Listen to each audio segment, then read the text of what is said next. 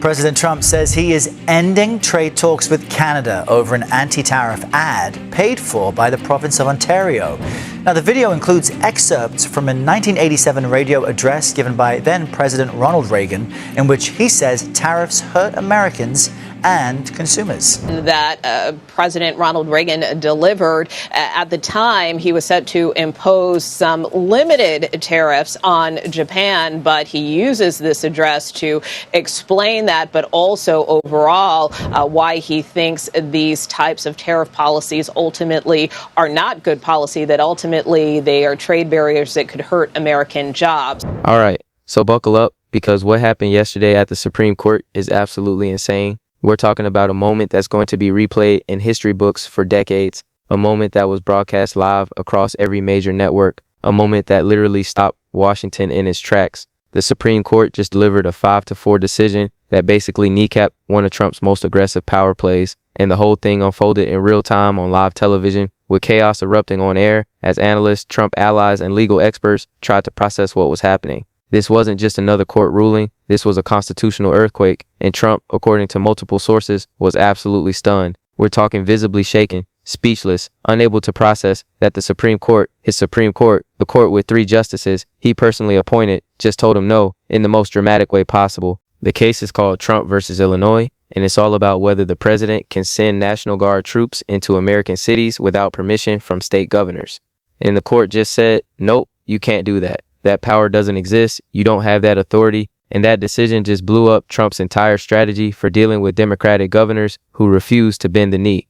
But before we go any further, real quick, let's be honest, you can't really trust headlines anymore. That's why we built Pump Politics, to bring you real stories, real context, and no corporate spin. If you want to stay ahead of the headlines, join our free newsletter. We'll send the news straight to your inbox every day. Just click the link in the description to join. And if you just want to support what we're doing, join us, be part of the community that actually cares about the truth. All right, let's get back to the video.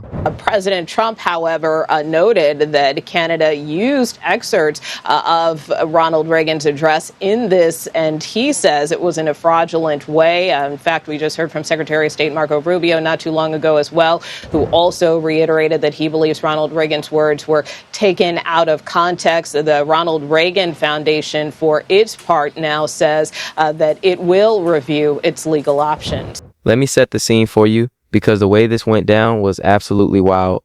The ruling was announced during live coverage across ABC, CNN, Fox News, all the major networks. Legal analysts were standing by, ready to break down whatever the court decided. And when the decision dropped, when they saw that it was 5-4 against Trump, when they realized what this meant, the chaos was immediate. You had Trump allies on air calling it a judicial coup. You had legal experts celebrating it as a restoration of checks and balances. You had screaming matches breaking out between panelists. You had hosts struggling to maintain control of their own shows. And the clips, oh man, the clips went absolutely viral. We're talking millions of views within hours. People couldn't stop watching this train wreck unfold in real time, because it wasn't just about a legal decision. It was about watching Trump's power get publicly challenged and diminished while the whole country watched. It was about seeing the Supreme Court, the institution that Trump thought he owned, tell him that even he has limits. Even he can't do whatever he wants. Even he is subject to the Constitution. Now let's talk about what this case was actually about, because it's crucial to understanding why this is such a massive deal. Trump has been in a standoff with Democratic governors for months now. Cities like Chicago, Los Angeles, Seattle, they've been refusing to cooperate with Trump's immigration enforcement priorities. They've been protecting undocumented immigrants. They've been blocking federal agents from conducting raids, and Trump has been furious about it. He's been threatening these governors. He's been calling them traitors. He's been demanding they fall in line, and when they didn't, when they continued to defy him, Trump decided to escalate. He decided to send in the National Guard, not with state approval, not with governor consent, just unilaterally ordering military forces into American cities to enforce his will. And that's what this case was about. Could Trump actually do that? Could the president just send troops into states that don't want them there? Could he override state sovereignty and impose federal military control whenever he felt like it? Trump's lawyers argued, yes, absolutely, the president's authority to deploy troops domestically is unreviewable. That was their actual argument. Unreviewable, meaning the courts can't even question it, meaning Trump's power in this area is unlimited and absolute. And the Supreme Court just laughed that argument out of the building. According to the Los Angeles Times reporting from October 24th, the court's decision specifically said that Trump cannot unilaterally deploy National Guard troops in Democratic-led cities without state approval. They cited constitutional limits on executive power. They made it clear that the president doesn't have unlimited authority to send military forces into domestic jurisdictions just because he's mad at the governors. And Just Security reported on October 23rd that the court specifically rejected Trump's claim that his authority was unreviewable, writing in their opinion that no president is above judicial scrutiny. Let that sink in for a second. The Supreme Court had to actually write those words. They had to explicitly tell the President of the United States that he is not above the law, that his power is not unlimited, that the courts can and will review his actions. The fact that they had to say that out loud tells you everything you need to know about how far Trump has pushed the boundaries of presidential power. And here's what makes this even more devastating for Trump. He thought he had this case locked up. According to CNN reporting from October 21st, Trump had been relying on an appeals court victory to justify his troop deployments in Chicago. He thought the legal path was clear. He thought the Supreme Court would back him up. After all, he appointed 3 of the 9 justices, but it didn't matter. The court ruled against him anyway. And now that appeals court victory is void, the troops he deployed are there illegally. The whole strategy just collapsed. And it happened live on television with the entire country watching. You can imagine what that felt like for Trump. The humiliation, the shock, the rage. Sources say his staff was scrambling to reinterpret the ruling mid-broadcast, trying to find some way to spin this as not being the total disaster that it obviously was. But there's no spinning this. This is a massive loss. This is the Supreme Court publicly rebuking the president and telling him he doesn't have the power he thinks he has, and it's going to have consequences that ripple through the rest of his presidency. So yeah, this is huge. This is the kind of ruling that changes everything. Let's break down exactly what happened and what it means for Trump's power going forward. Okay, so let's dive deeper into how we got to this moment, because this Supreme Court decision didn't come out of nowhere. This has been building for months as Trump has pushed harder and harder against the limits of presidential authority. The specific trigger for this case was Trump's ongoing war with Illinois and specifically with Chicago. Trump has been absolutely obsessed with Chicago. He sees it as a symbol of everything wrong with democratic governance, high crime rates, sanctuary city policies, a mayor who openly defies him, and Trump decided he was going to make an example out of Chicago by sending in federal troops to restore order, whether the state wanted them or not. He claimed he had the constitutional authority to deploy the National Guard anywhere in the country for any reason he deemed necessary. His legal team argued that this power came from his role as commander-in-chief and from various federal statutes that give the president emergency powers. And they took it a step further. They argued that this presidential power was completely unreviewable by the courts, that judges had no business second-guessing the president's military decisions, that Trump's authority in this area was essentially unlimited and absolute.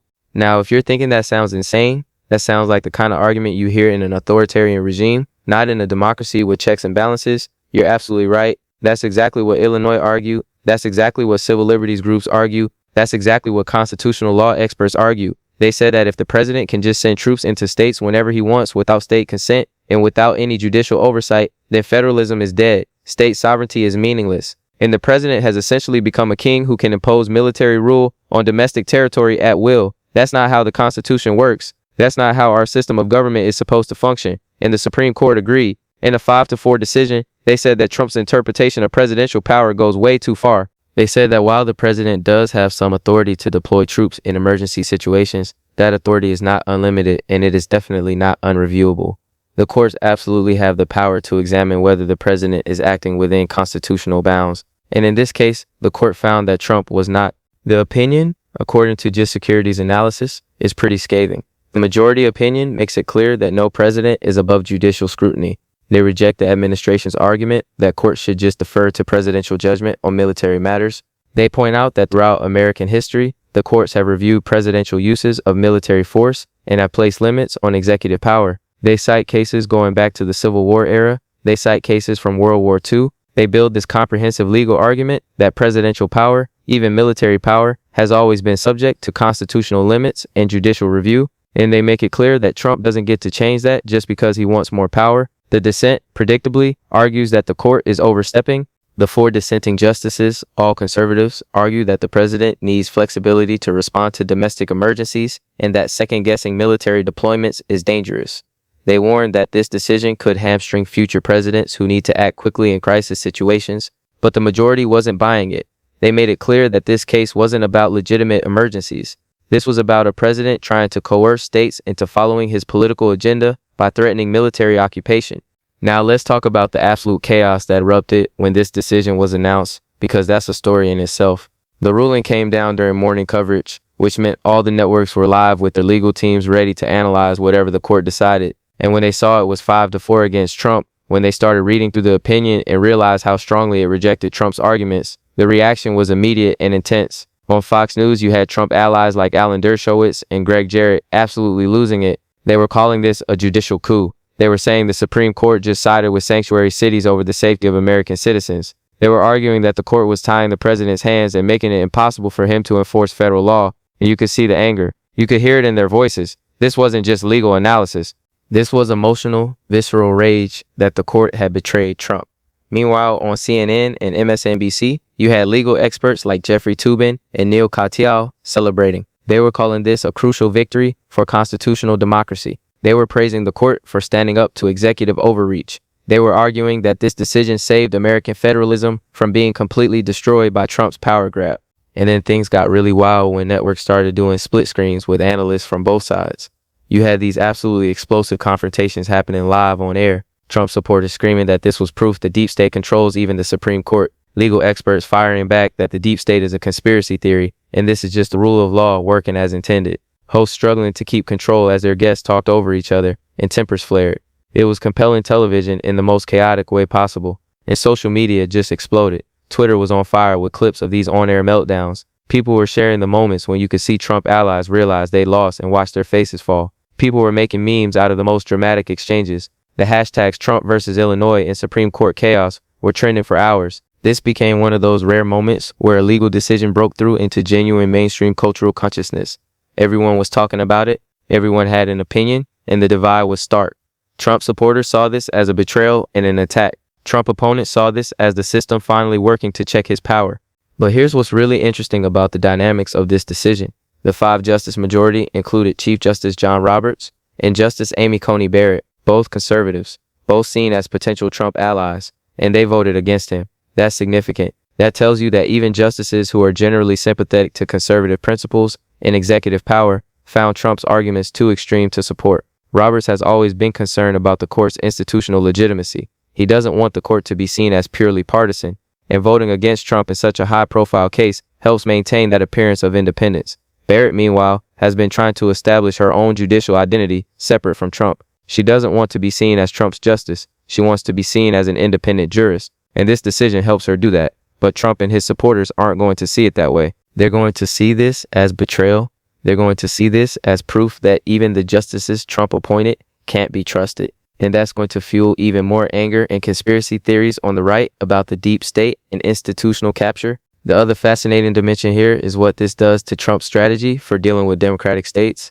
Because deploying the National Guard was a key part of his plan, it was his ultimate trump card. When governors refused to cooperate, when they protected undocumented immigrants, when they blocked federal enforcement, Trump could threaten to send in troops. That threat gave him leverage. That threat made governors think twice about how far they could push back. But now that threat is gone. The Supreme Court just took it off the table. Trump can't unilaterally deploy troops anymore. He needs state cooperation, and Democratic governors know that. They know they just won a major victory. They know Trump's power to coerce them just got significantly diminished. So what does Trump do now? How does he enforce his agenda in states that refuse to cooperate? He's going to have to find other leverage points. He's going to have to find other ways to pressure Democratic governors, and that's going to be a lot harder without the military option.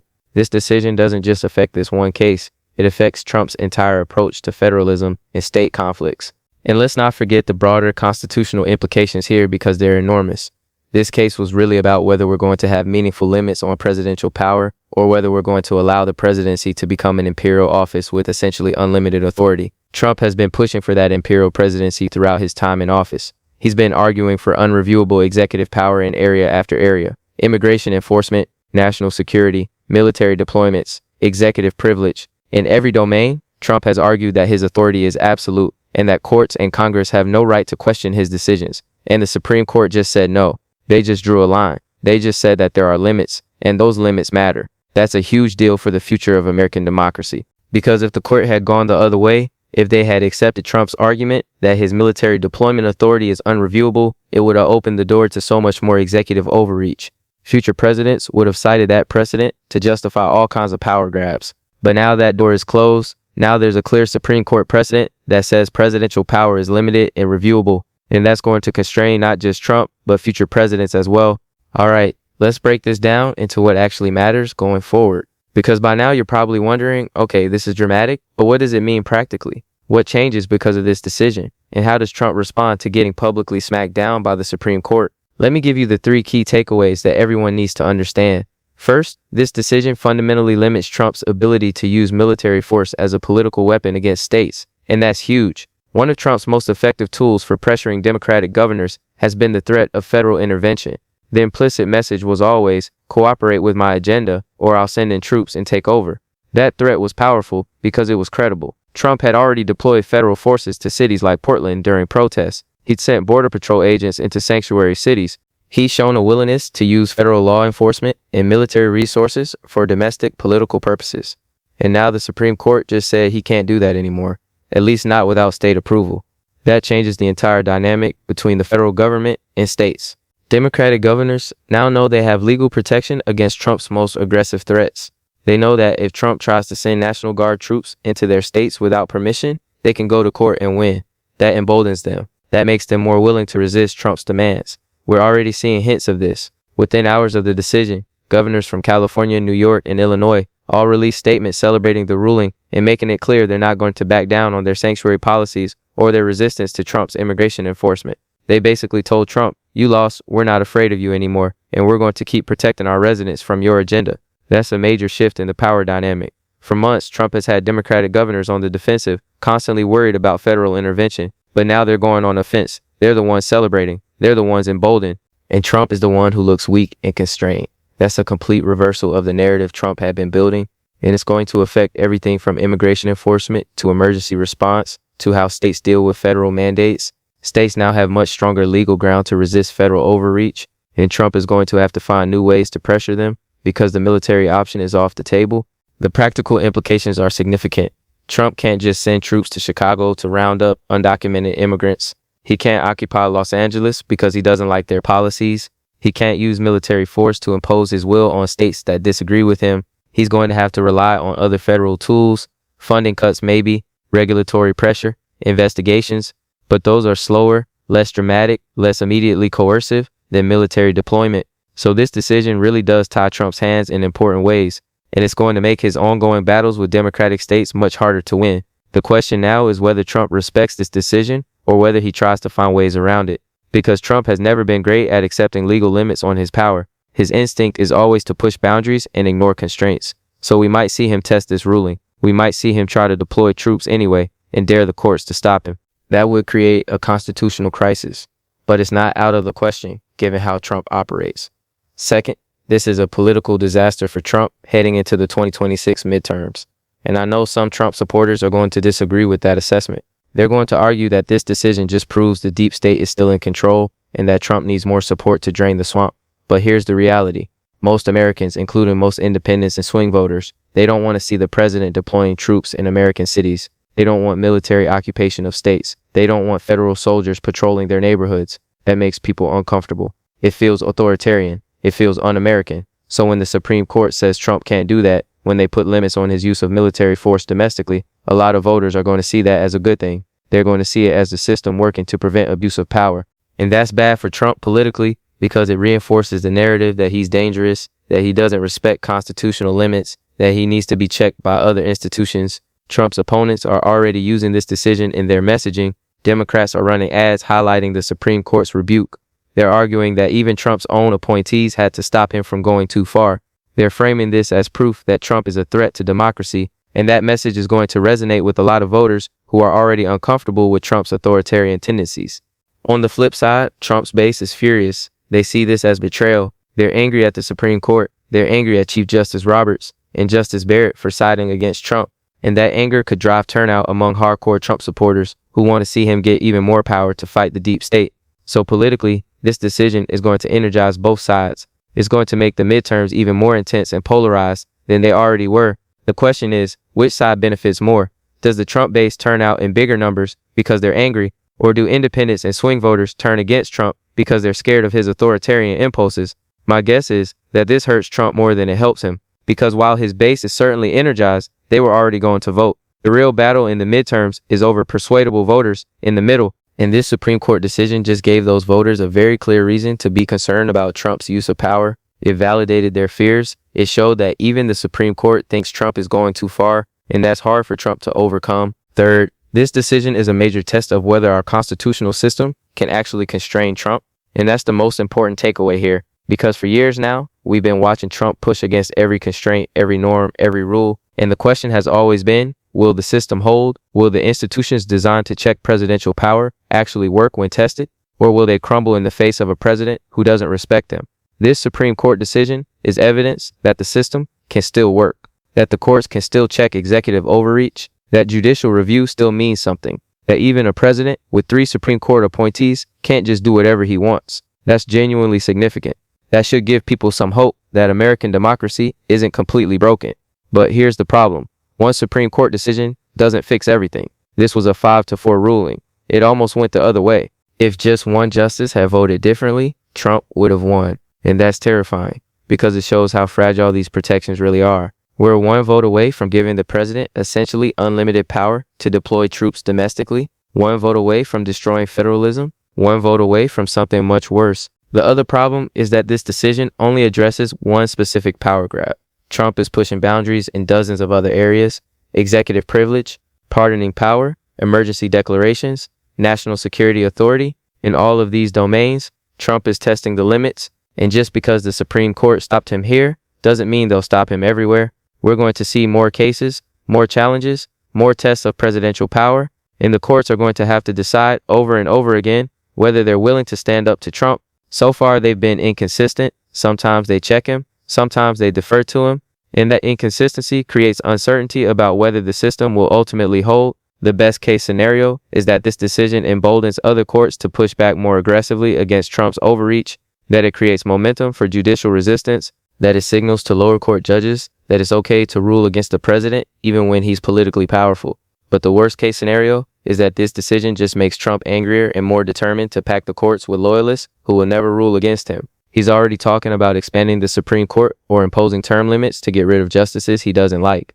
This ruling might accelerate those efforts. So yeah, that's where we are. The Supreme Court just delivered a major blow to Trump's power. It happened live on television in the most chaotic way possible. And now we wait to see how Trump responds and whether this decision actually constrains his behavior going forward. The stakes couldn't be higher. This is about whether we're going to have meaningful limits on presidential power or whether we're going to slide into authoritarianism. And that question is still very much open. This decision is a victory for constitutional democracy, but the fight isn't over. Not even close. Trump is wounded, but he's not defeated, and wounded leaders can be the most unpredictable. So stay tuned, folks, because what happens next is going to shape the future of this country in ways we're only beginning to understand.